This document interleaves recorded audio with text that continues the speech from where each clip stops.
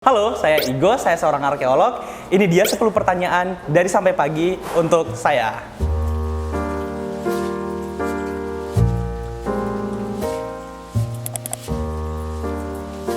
Jadi kalau saya, sebenarnya secara umum arkeolog ya orang-orang yang, seseorang yang menguliti kehidupan benda-benda keperbakalaan sih sebenarnya, Kak. Jadi kayak ada tinggalan-tinggalan benda-benda yang pernah dibuat sama manusia. Nah, si arkeolog inilah yang meneliti itu gitu. Baik itu secara teknologinya, pembuatannya, atau kemudian mungkin sampai umurnya juga bisa kayak gitu. Nah, sebenarnya jadinya itu seperti yang Kak Ian sebut tadi. Ada yang jadi buku, ada yang jadi film. Kayak Indiana Jones kan itu salah satu film arkeolog kan. Terus ada beberapa film arkeolog juga yang dari Mesir, dari Prancis. Kemudian hal lain yang bisa didapatkan dari penelitian arkeologi itu adalah teknologi masa depan sebenarnya. Jadi kayak tanpa kita sadari, mungkin baju yang kita gunakan saat ini itu adalah hasil penemuan dari manusia purba zaman dulu gitu. Dan itu memang sudah terbukti ditemukan di salah satu goa di di Meksiko kalau nggak salah. Baju itu sudah ada sejak 170.000 tahun yang lalu. Nah, itu salah satu penemuan arkeolog dan salah satu inovasi dari manusia purba itu sendiri yang kemudian sekarang digunakan sama manusia. Dan begitupun juga kayak pisau, alat-alat tajam yang lain, kemudian berbagai industri sekarang itu semua juga dari manusia zaman dulu yang kita kuliti dan sekarang ternyata terjawab. Dan kemudian kedepannya kita, jadi istilahnya kayak begini, Kak, ada past, ada present, sama ada future. Nah, kita mempelajari masa lalu untuk mengetahui masa kini, kemudian istilahnya kita untuk menerawang masa depan akan seperti apa. Kalau pas masuk di situ, orang-orang tuh kayak bertanya ulang, "Gue jurusan apa?" "Arkeologi." Wih, sering masuk gua berarti. Iya, dan sebenarnya itu betul masuk gua dan masuk hutan. Tapi sebenarnya banyak orang yang belum tahu bahwa profesi arkeologi itu sebenarnya salah satu ilmu yang istilahnya kalau orang sini bilang maburaku gitu ya. Ilmu maburaku maksudnya kayak ilmu yang mempelajari semua bidang ilmu sebenarnya. Gitu. Jadi kayak contohnya mungkin kayak kita pengen meneliti sebuah temuan berupa tembikar gitu. Nah, kita ingin tahu ini tembikar dia terbuat dari apa, mineral pendukungnya apa. Nah, berbicara tentang mineral atau kandungan kimia itu pasti kita akan berbicara tentang ilmu kimia. Begitu pula dengan kemarin sempat saya penelitian tentang batu. Otomatis saya mempelajari tentang batu dan geologi kayak gitu. Terus iya betul, dengan sedimen. Nah, kayak contoh lagi kita pengen penelitian tentang pemukiman masyarakat. Nah, itu akan berbicara tentang geomorfologinya seperti apa, tentang apa. Pokoknya yang berbaur tentang ilmiah seperti itu. Tapi memang pada saat masuk di situ orang bilang, "Ih, aku bikin iya. Dan fun fact-nya, Kak, sebenarnya pernah kejadian di Amerika Serikat itu terjadi racist ekonomi atau apa begitu. Pokoknya kayak ekonomi Amerika itu sempat jatuh dan yang meneliti itu adalah orang arkeolog. Jadi si arkeolog ini meneliti semua sampah-sampah dari masyarakat Amerika saat itu, kemudian diteliti, oh ternyata yang membuat mereka rugi, yang membuat mereka ekonominya jatuh itu gara-gara mengkonsumsi ini, gara-gara memproduksi ini. Nah, itu arkeolog yang jawab. Dan hal uniknya lagi yang pernah saya dapat informasinya adalah di Australia yang membuat tatanan-tatanan kota itu ada beberapa tatanan kota itu dibuat sama seorang arkeolog. Padahal pada umumnya itu kita lihat arsitek atau mungkin teman-teman sipil yang tata kota kayak gitu. Sebenarnya kejadian nyata ada. Cuman memang kan kalau yang sampai Jurassic Park itu sebenarnya kan ada banyak ada banyak bidang kajian di situ. Nah, kalau untuk sudah sampai ke penemuan fosil kayak dinosaurus itu akan lebih kepada teman-teman yang berada di bidang paleontologi. Nah, beda lagi.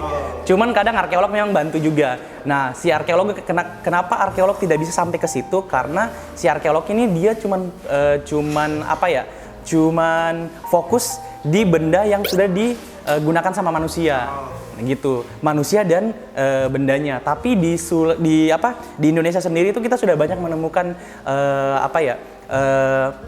temuan-temuan tulang-tulang fosil-fosil manusia yang seperti di Sangiran, itu salah satu museum terbesar di dunia yang cukup lengkap, semua jenis manusia ada di situ pada saat zaman purba. Kemudian di Sulawesi pun sekarang sudah ada ditemukan manusia purba pertama tertua di Sulawesi untuk saat ini. Itu adanya di Sulawesi Selatan. Kemarin juga kebetulan saya terlibat di situ, sedikit terlibat sih sebenarnya, tapi bukan di manusianya. Penelitiannya itu sama-sama dengan teman-teman arkeolog di Australia. Mungkin yang pas saya kerjasama dengan ini kali Kak, Australian Research Center for Human Evolution. Nah di situ tuh kebetulan kemarin bareng beberapa tim dari Australia, Jepang, Belanda, sama Inggris. Nah kita kerjasama untuk salah satu ada beberapa situs di Kabupaten Maros Pangkep yang kita teliti, dan di situ banyak sekali temuan-temuannya dan cukup menggambarkan bahwa kehidupan manusia zaman itu tuh sudah sangat semodern itu sebenarnya. Buktinya karena adanya kita temukan beberapa kayak temuan-temuan kayak mata panah yang kita bilang itu Maros Point. Jadi tuh kayak mata panah tapi dia bergerigi Kak. Iya, dimodifikasi sudah lebih bagus modifikasinya. Kemudian ada penemuan paling heboh juga yang menggemparkan dunia, itu penemuan lukisan purba tertua di dunia. Pada saat proyek itu? Iya, sebelum proyek itu sebenarnya, sebelum saya bergabung di proyek itu, tapi orang-orangnya sama Ji, yang melakukan penelitian di situ.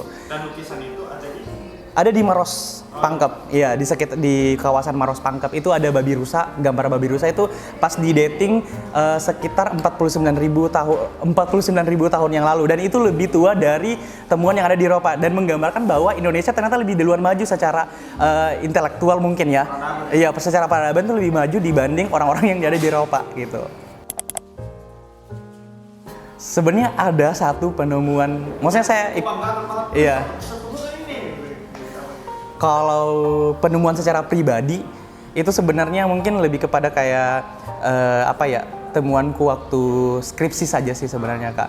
Cuman kalau temuan secara tim, kerjasama tim, itu mungkin pas kerjasama dengan Australia ini, kerjasama sama mereka. Itu ada satu temuan, tapi sebenarnya saya belum bisa speak up karena belum terbit jurnalnya Kak. Iya. Jadi masih ditahan. Oh jadi memang kalau yang seperti itu nggak bisa langsung dipublish keluar. Betul Kak. Karena kan maksudnya walaupun kita sudah punya gambaran, oh ini temuannya tentang ini, tapi kita belum bisa speak up karena secara jurnal belum selesai dan secara penelitian masih ditindaklanjuti sebenarnya Kak. Jadi memang ada satu yang paling. Iya, ada satu yang paling dan kita tunggu saja nanti kapan. Ada beberapa sih Kak. Jadi satu yang paling ekstrim itu saya pernah manjat tebing itu tidak pakai alat. Jadi kayak naik bukan 90 derajat. Jadi manjat tebing 90 derajat dan tidak pakai alat. Dan saat itu kayak nekat sekali sebenarnya Kak. Dan itu merupakan salah satu experience yang yang paling nekat yang pernah saya jalani gitu. Lumayan 5 sampai 10 meter sebenarnya. Terus yang paling mengerikan juga, nggak mengerikan sih, cuman kayak paling seru sebenarnya pada saat dating kronologi umur. Jadi waktu itu kita pengen mendating sebuah umur dengan kita pakai sistem geokronologi, metode geokronologi. Terus kita ngambil sampel tanah di dalam goa. Itu kita tidak boleh menggunakan cahaya lampu, cuman pakai lampu yang warna merah itu inframerah, ya yang itulah pokoknya. Jadi cuman boleh pakai itu pun pada saat ngambil tanahnya itu harus pakai kantong yang hitam gelap dan harus dibungkus lagi berkali-kali. Kenapa harus seperti itu? Karena katanya itu kayak ada kayak atom-atomnya apa begitu yang sebenarnya pada saat dia kena matahari itu bakalan rusak begitu. Iya, akan bereaksi atau semacamnya lah gitu. Dan makanya kenapa dia harus tetap berada di tempat yang gelap.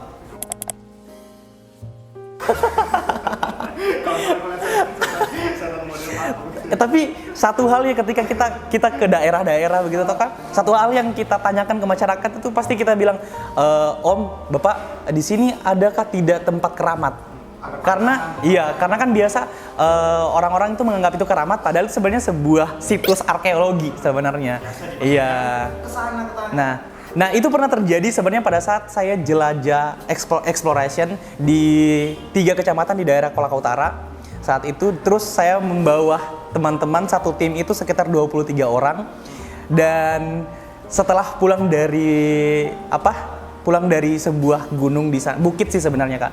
Terus sampai rumah itu langsung 3 orang kemasukan.